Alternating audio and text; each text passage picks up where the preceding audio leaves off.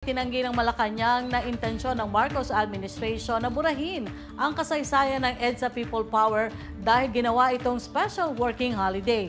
Taliwas sa mga nakagawian na special non-working day ang February 25.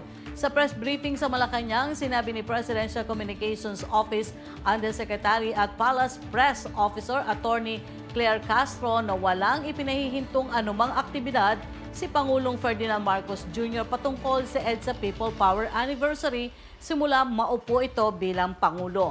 Mahirap anyang burahin ang kasaysayan at hindi kakayanin ng isang presidente na burahin ang kasaysayan at mga naging kaganapan sa bansa.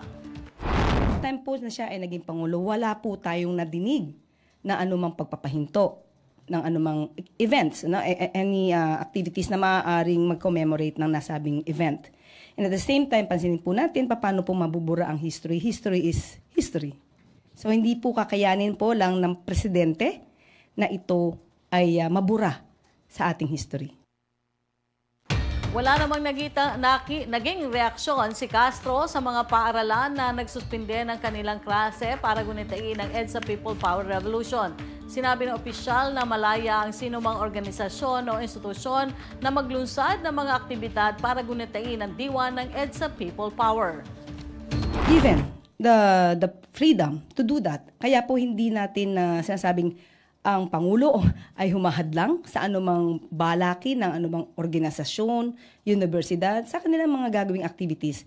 So kung balak po nila talaga na sila ay walang klase, it's up to them. Free po sila to do that.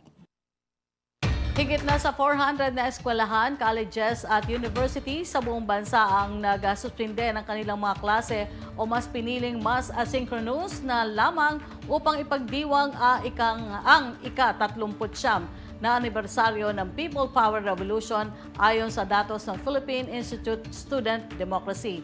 Hindi kasi dineklara ng Malacanang ang Pebrero 25 bilang non-working holiday alinsunod sa Presidential Declaration No. 727.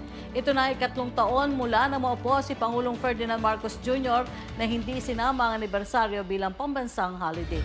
Dahil dito nagsagawa ng mga walkout ang mga mag-aaral sa ilang paaralan. Ayon sa PISD, ang hakbang na ito ng mga paaralan at mag-aaral ay isang malakas na panawagan upang ipaglaban ang demokrasya at labanan ang mga umano'y pagsubok na baguhin ang kasaysayan.